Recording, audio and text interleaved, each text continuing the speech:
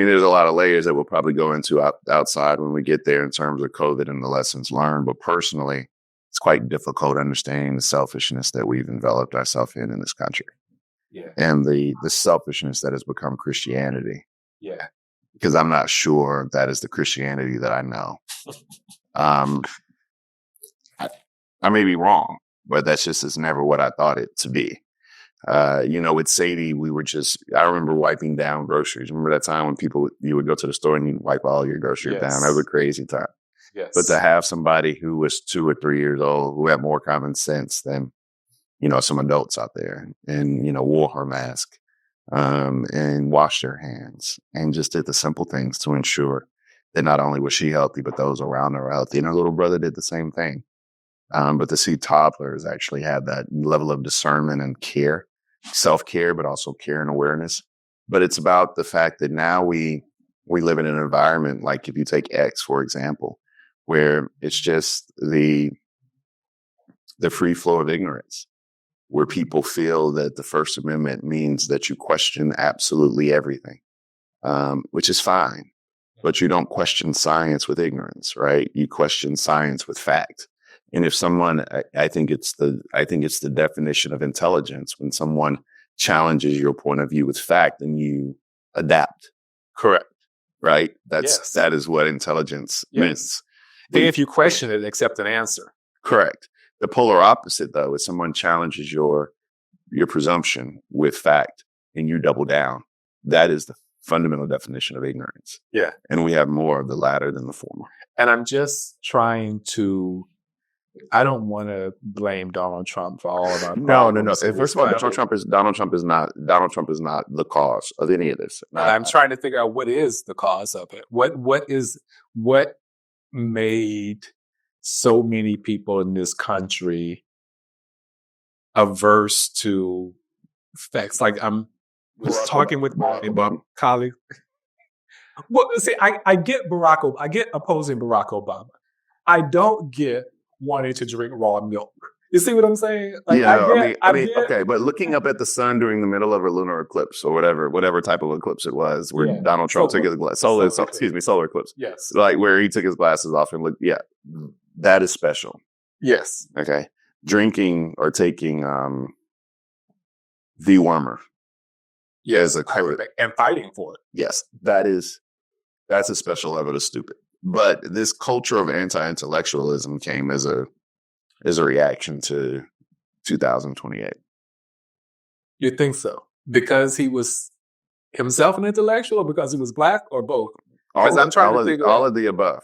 I think that there was this. I think that when this black man got elected, people came out of the woodworks and were like, "Wait a minute now, like, what are we doing? How did this happen?" I mean, you've seen record turnout. Barack Obama won with 65 million votes.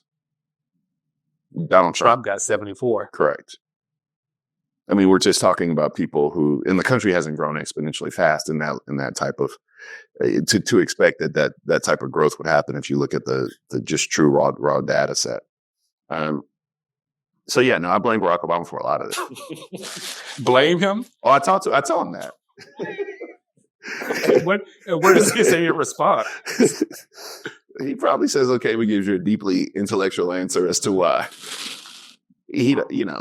I think that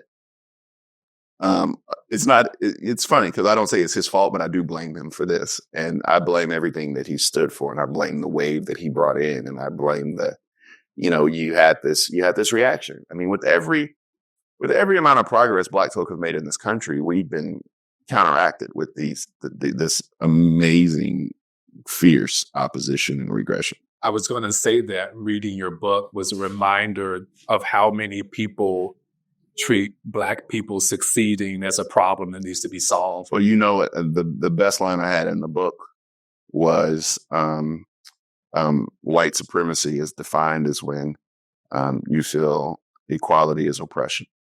Yeah. Period. I mean, that was that. When I wrote that, I was like, damn, I'm James Baldwin. You can't tell me I'm not James Baldwin when I put that down on paper.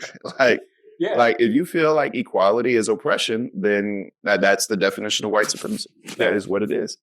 And there are a lot of people in this country. I mean, you have to realize just the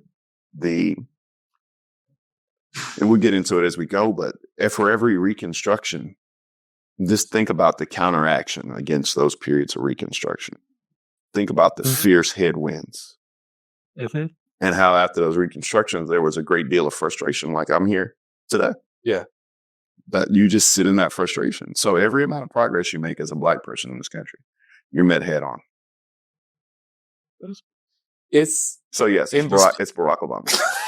I mean, it's indisputable, but it is also just like, how do you, like, what do you do? You know, that's kind of the frustration that I think is evident in the Well, I mean, I'm not too concerned about Black folk in terms of what do you do, because then it gets to the core and it gets to the root element of who we are. And there are 3 words in which I define Black people. And that's resilient, faithful, and then the other word is a little shaky as we get older and generations pass, but that's grace.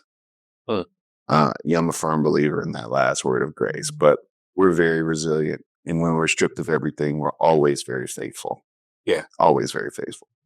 But that grace is something that we have become a little hot and cold towards. How are you feeling now about the hope for this multicultural democracy, this experiment that is the United States? I'm more concerned for Black men in this participatory democracy because I feel like we're getting left behind than any other group. In what way in particular? I just feel like for a long period of time, Black men have not been spoken to, which I write about in that book. The headlights have been on, the warning lights have been on for a long period of time. And and you can't blame them, but instead of re-engaging at another level or knocking harder at the door, we just like, fuck this. Yeah. I'm going to deal with my own problems, my own house, and fix my own world. If you don't want to help me, if government doesn't want to help me, if Kamala or Donald don't want to help me, if Mike Johnson or King Jeffries, if I don't feel that in my life, then I have to take control and take the reins myself. And what happens is we forget that democracy is participatory. And by not participating, by not engaging, we dig ourselves a deeper hole. Because in the South, as you know, being a Southern boy, we had these sayings. And one of the sayings that we have in South Carolina is that if you're not at the table, you're on the menu. You said people stopped engaging Black men. Did Black men, and I'm not trying to allot blame here, I'm trying to figure out, like, what moment are we talking about? I think you see it at the emergence of Black girl magic. I think that someone was ingenious in creating divides and splits in our own families and households. And I think that there was a great deal of promise, and rightfully so, giving to Black girl magic and the rise thereof, because women were the backbone, or are the backbone of the Democratic Party, and have